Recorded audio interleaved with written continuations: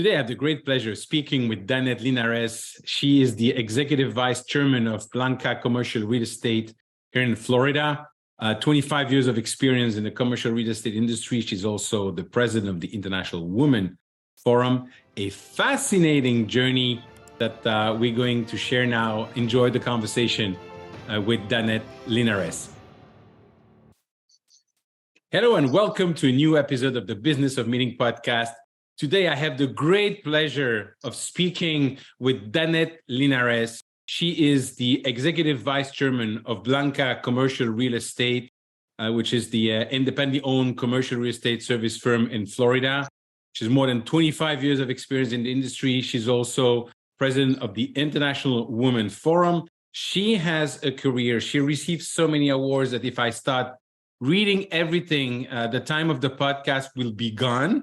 So, Danet, thank you so much for taking the time today. Oh, Eric, thank you so much for inviting me. It's such a pleasure and an honor to be here with you today.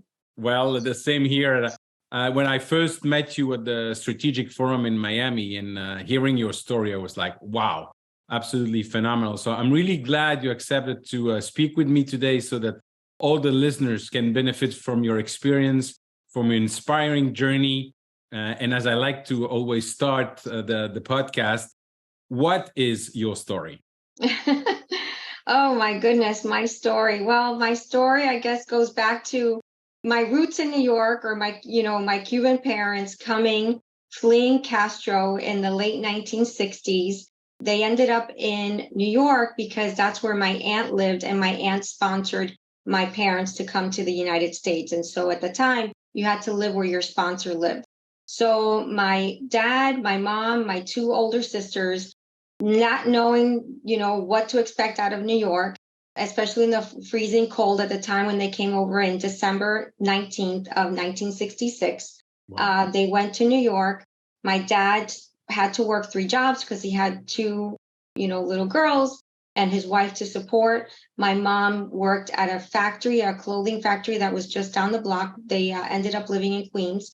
And then a year or so later, 2 years later, I was born. So my dad had, didn't know the language, but did whatever it took in order to support the family. And so I think I credit my, work ethic from my parents. My mom was sewing in a factory with, her huge belly with me in it. So I learned from the womb how to work very hard. That's amazing. You know what? I have heard so many stories of immigrants, and we brought our daughters 10 years ago to America for different reasons, but at the end of the day, it's the same, is to give a better future for our children.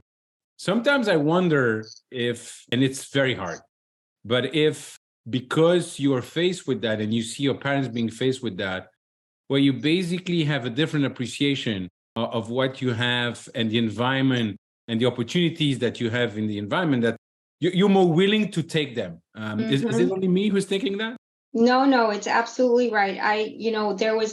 To me, I always tell the people that work for me or my mentees, it's like, do whatever it takes. I say this to my relatives, to any young person that will listen to me. No job is beneath you, because the best thing to do is to start from the bottom and work your way up.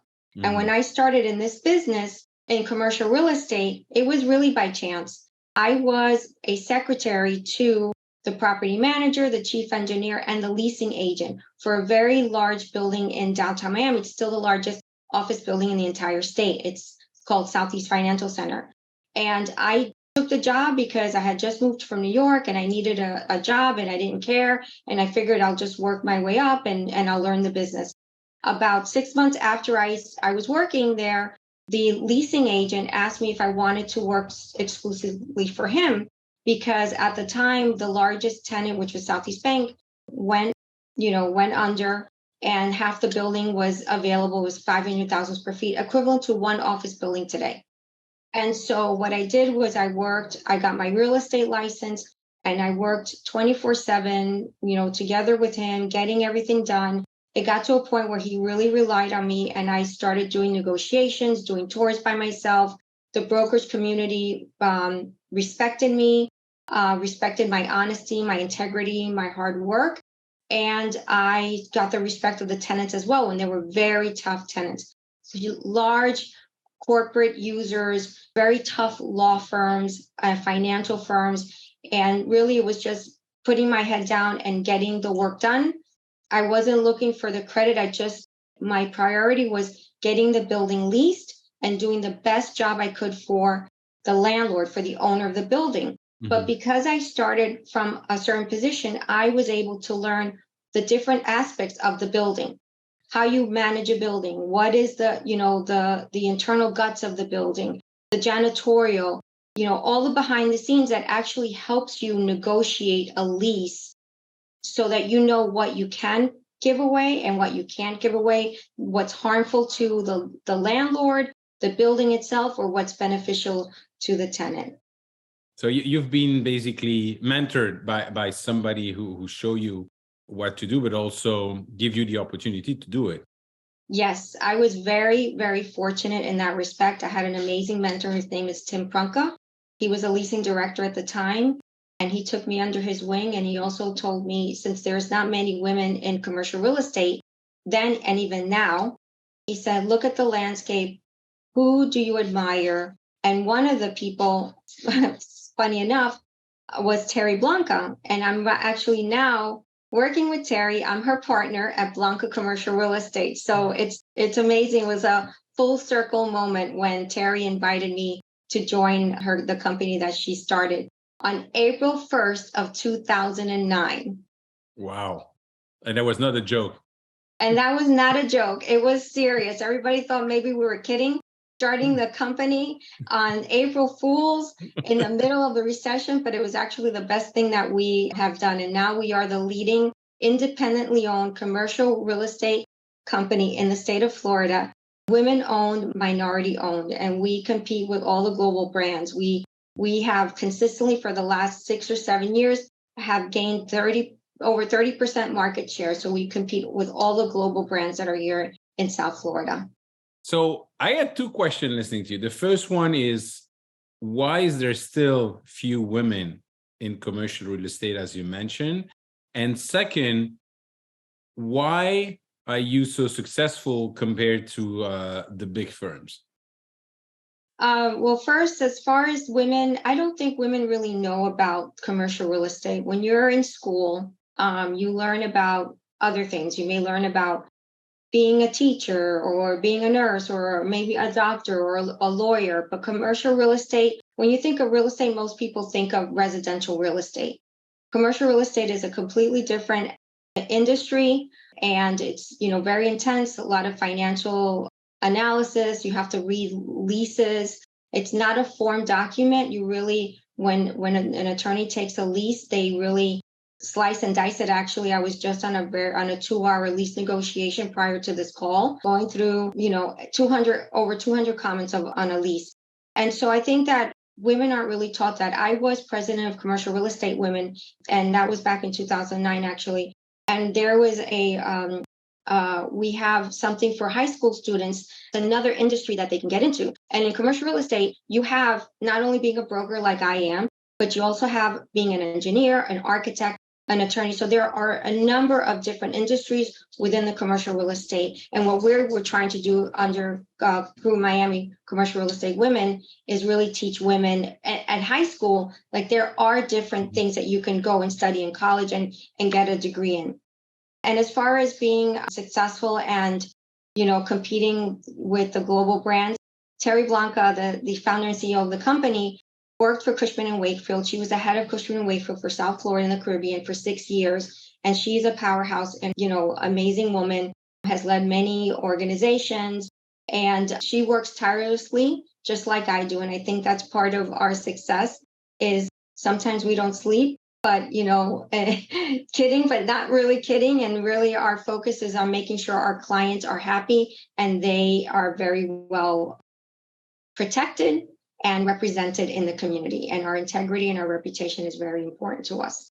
So it's like in any industry, when you have a small business, you can compete with the big names by providing great service. And I remember when I had my own corporate events agency, some of the big clients that we had, They had even an implant of travel agencies in-house. But when it comes to incentive travels and the program, then we always would won the competition, which is interesting. Now, you're and we are all both of us living in South Florida. This is a crazy market. Yeah. And I'd like to talk a little bit about it in few minutes. But before we move to that, one thing that I was also very interested in having you in this podcast is you're now serving as president of the International Women. Yes, What I is am. it exactly? What is the goal? And for any women listening, is it an organization that they should be looking into?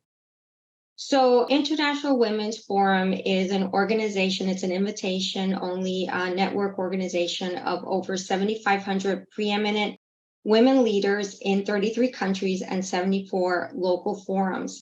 It's an organization that scales and builds significant relationships between the C-level women across countries and careers.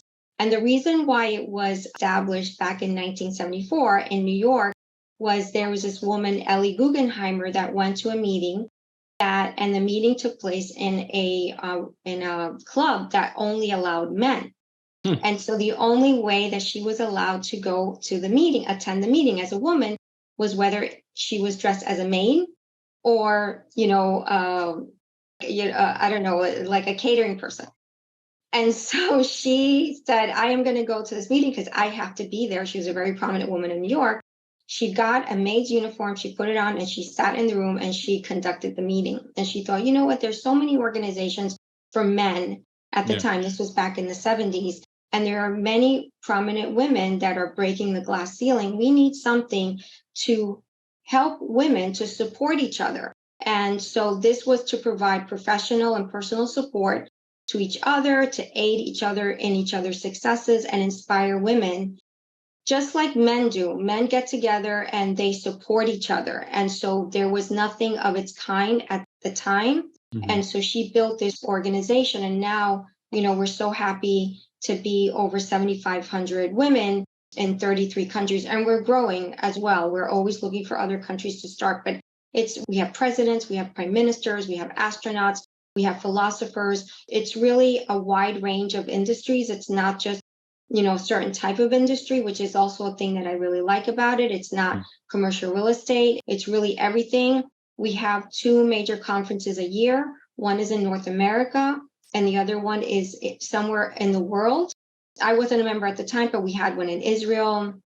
We have one in Stockholm. Actually, we're going to Helsinki, Finland in June next month and having our conference there. And the programs that they provide is it's exceptional. I mean, we really compete with it's an Aspen Institute type program that really help educate our members and give them a perspective, a global perspective. And it's all a little bit with a bent of women issues, but really we are here to support and help women. We are not a political organization. We really try to stay apolitical, and really it's just about supporting and advancing women. And what we believe is that our diversity is our strength in every sense of the word. That's awesome. And as a father of 3 amazing ladies and a husband of a phenomenal woman, I'm very happy to hear there's such an organization. I was also very surprised when I read a book probably over 10 years ago, or no, more than 10 years ago, which is Lean In from Sheryl Sandberg. To learn, I remember 2 things that I've shared with my daughters already. The first one is, for whatever reason, women, and I hope that changed, but we're actually very competitive with each other instead of supporting each other. And the second thing is, if there is a promotion or a job for which you can apply, a man will apply if he believes that 40% of the job he can comply with, That's right. can deliver, and the woman will wait to have like 80, 90% before applying. Yes, it's true. I think women are a little more, we don't take enough risks, that's for sure. And I think that women need to take more risks and apply for that job.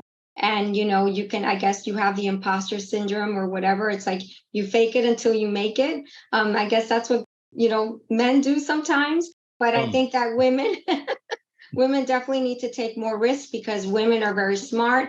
You need more women in every aspect of your world because women provide a different perspective. And that's what advances any society, any country, any company is to have different perspectives, regardless of whether it's gender based or anything else. And that's really important. And as far as women, one of the things that I have been striving. I mean, one of the things I really like about IWF is that we support each other. And that's what, as I mentioned, that's what the mission of this organization is. And it's really true. When I first joined in 2016, I walked into the first big meeting that we had, and I knew so many women. It was incredible.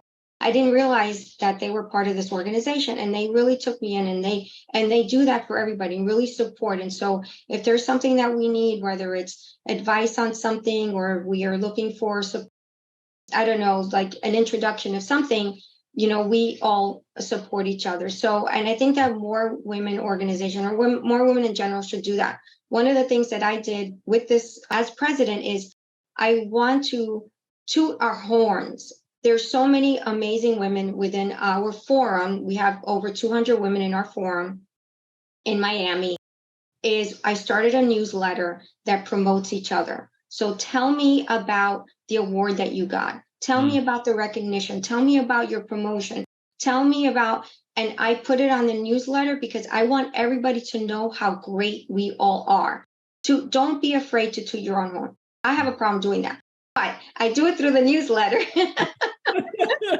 and supporting everybody because I want to know what you do. And I also add pictures because, everybody loves pictures. Yes. And that's really helped a lot, especially during this post-pandemic time where we were so used to being at home, for so long, and really just bringing people out and reminding them we are an amazing group of women in general. Let's support each other, whether it's through IWF or something else. Let's be there for each other. And that will, help everyone out. Absolutely. And I really like what you're saying and the enthusiasm you have. You can feel that.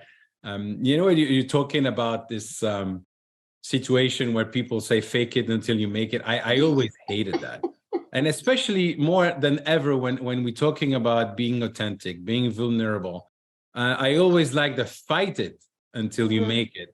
But that's I guess another story for another time. But yeah, I'm with you though. I'm with you. I fight it until I make it. I'm from New York. I'm a Scorpio and I'm Cuban, so I have a little bit of fight in me. Wow. So coming from New York and being upgraded to live in South Florida, how do you see this crazy real estate market? Because I hear whether it's friends or investors or in real estate or whatever they're doing, the real estate market so and so in the country, but in Florida is just insane. So I know we had a lot of people from New York, from New York, a lot of people from California. But when you presented, I heard somebody said that they were renting office space in Brickell and paying more than what their company is paying on Park Avenue in New York. What's going on? So the pandemic has really opened up the floodgates in South Florida. Honestly, when the pandemic happened, I personally, got very nervous about what was going to happen in our world, especially with the lockdown and everybody having to work from home. But what it did is it made people realize that all those executives that are full-time in New York have homes somewhere in South Florida for their vacation home, for their winter home or whatever it is. And they came down here. A lot of them came down here and they realized, wow, I can work from anywhere. The internet was working, the phone was working, the Zoom, everybody learned to do Zoom and Teams and Google Team Meet and all this other stuff. And so they were like, wow, this is great. I don't have to, I'm in a warm climate. I can walk outside. I don't have to, see another person really. You're just walking in certain neighborhoods. but it's like, it's really, I can do my work anywhere. And then what was happening is it was a little bit of a herd mentality too, because their friend actually had a place here. And so then they were meeting up for different things. And so then somebody heard, wow, this is really great. So-and-so was in Miami or so-and-so was in South Florida. Let me go down and check it out. So during the pandemic, I was actually showing office space. We all were showing office space with masks and gloves and glasses and all sorts of things, but we were pretty busy. And we had our head down. We were just trying to close as many deals as possible because we didn't know what was going to happen. But little did we know that it really did open the floodgates. And that we just started to see an enormous amount of companies, mostly from New York, but also from Chicago and San Francisco. And the new to market activity was at an all-time high, with over 30% of the completed deals being new to market. I think last year there was about 4 million square feet of deals that were closed. That's not all new to market, but that's just new to market existing tenants that are expanding or renewing their leases. And also the rental rates increased by 30% as well in certain key markets. So right now in the Brickell market, the rents are over 100, between a $95 and $150 a square foot. So yes, in some buildings, it's more expensive than being in New York. But what we say is there's no state or city tax. Like in New York, you have to pay state, city, and federal. I remember those days. Here, it's just federal. And there's still a huge savings for people that are coming from one of those other states to come here. And the quality of life is just so much better. And their friends are here now. So you have companies that move, law firms and hedge funds and other financial firms that are coming here. And also the big companies that you hear about are also, like Goldman Sachs expanded their presence in South Florida and expanded their office in Miami as well as in Palm Beach. So it's great. I don't think, it's definitely something that's here to stay. A lot of the schools are full, the private schools are full, and but there are more private schools coming down here, as well as all types of services. So when you look at it, so it's not only downtown Miami, it's really from Miami to Palm Beach. From Miami to Palm Beach, and it's all the different submarkets. The major submarkets in Miami are downtown, Brickell, Coral Gables, the Airport West area. There's also Coconut Grove has become a very, very hot market. We have a building there that's 90,000 square feet, and it leased up within a year during the pandemic. It leased up to 100%.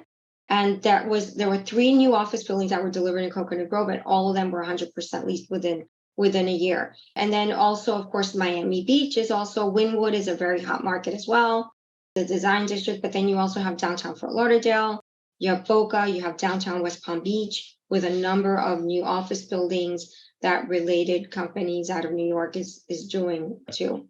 And that market is very hot as well. And I think the connection with the advantage is also that connection of the Brightline train station that now connects Miami, Fort Lauderdale, and West Palm Beach. It's going to open, I think it's going to open in July or around the summertime, to Orlando. Yeah. And they're talking about also doing a leg between Orlando and Tampa. Wow. Danet, I'm the kind of person that if I understand something, then everybody can understand it. And I'm still confused with something. On one hand, I'm listening to you and I see it in the market that it's crazy, good. On the other hand, I'm hearing about people leaving their job. I'm hearing about people working remote. So how can people be more working remote, and in the meantime, all the office space is rented? Well, explain that to me.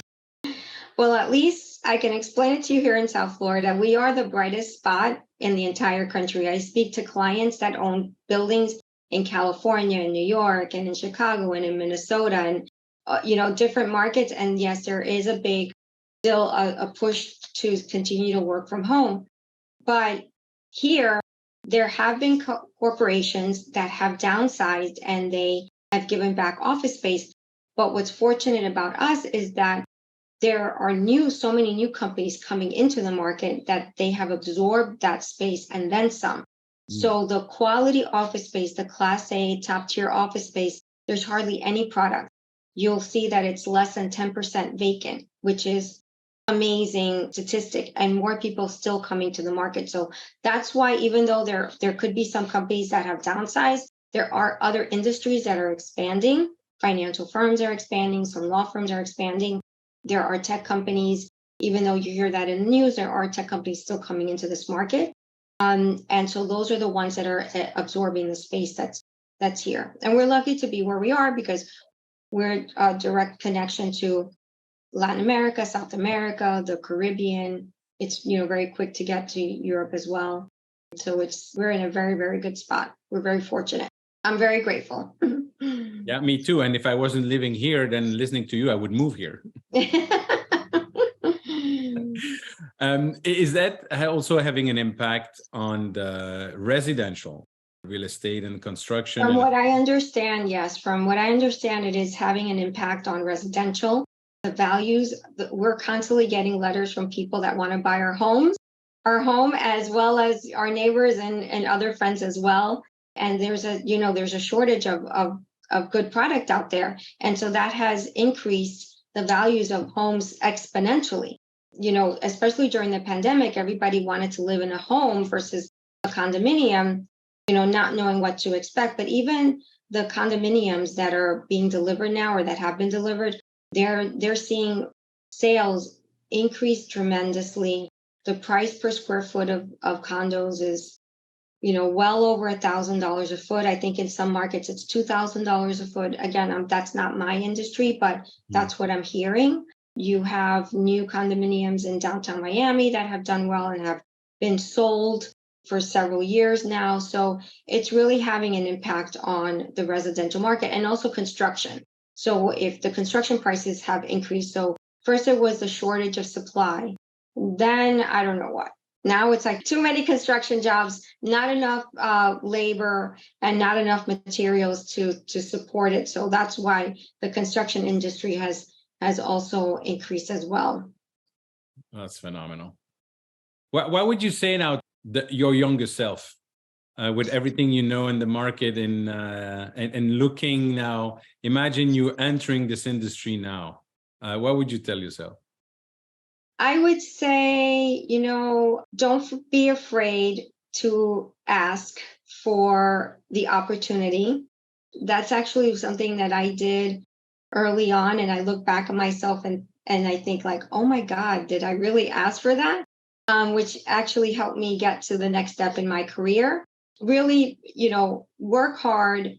Your word is your bond. Be true to yourself. Be honest, be transparent. People like to work with honest people that they trust. And so that's, one of the traits that we have, and and we really try. That's very important to us. Always follow your gut, be nimble, and be ready to pivot because, change, that's one thing that's certain is change, right? And so things are always changing, and just be ready to always pivot and move forward. Don't be stuck in your ways. Also be positive and say yes to it. Say yes. Yes, I can help you. No problem. And then just figure it out. That's a lot of good advice there. You just said at the beginning of this amazing list that you were not afraid to ask, and that changed your career. Can you tell us more about that? Yes. So when I was working at Southeast Financial Center, that was my first commercial real estate job where I went from secretary to leading the building. My boss at the time moved to New York. And so they were interviewing for somebody to replace him.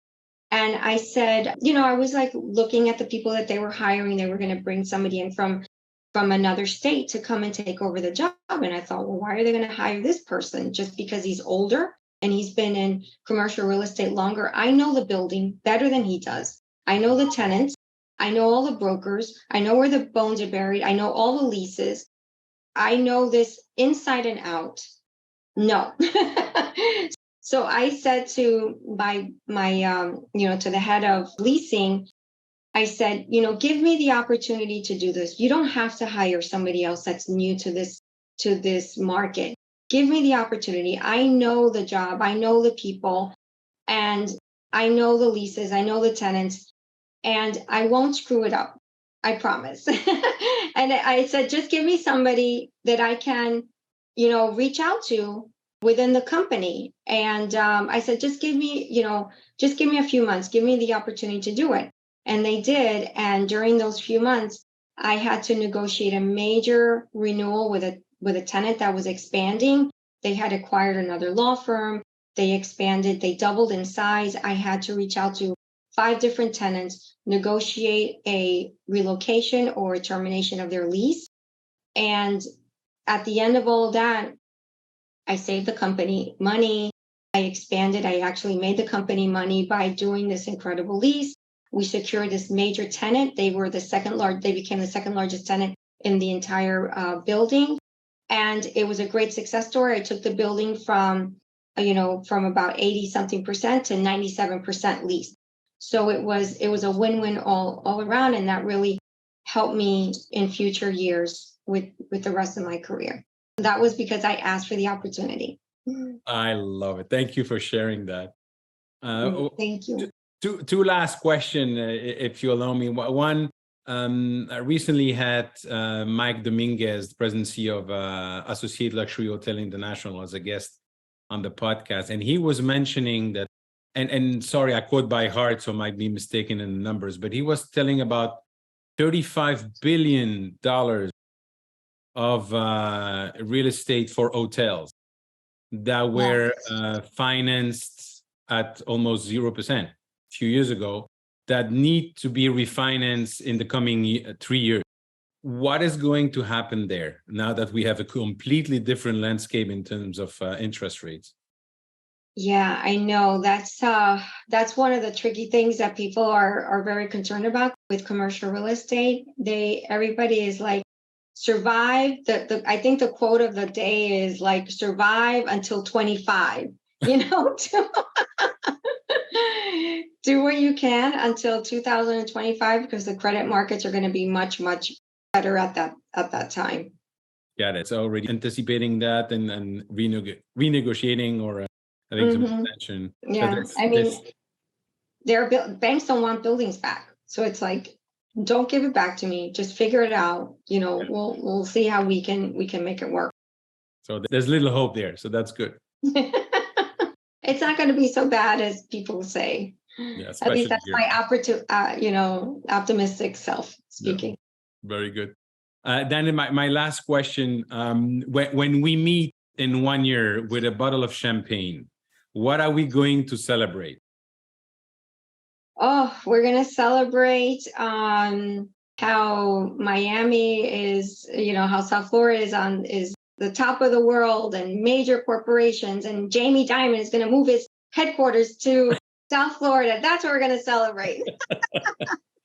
Very good. We'll see about Jamie Dimon and his bank, but thank you very much for sharing your journey with me today. I love the story, and I look forward to seeing you soon in person. Thank you so much. This is wonderful. Thank you again for the opportunity. Danet, thank you so much for sharing your journey with me. An inspiring story. I love the way you say that you have to ask for something that you want. Wonderful example. Thank you very much. Ladies and gentlemen, if you want to connect with me, please reach out to me on LinkedIn or join the Facebook group, eventbusinessformula.com/group. If you enjoyed this conversation, please share it with your network. Thank you. Bye-bye.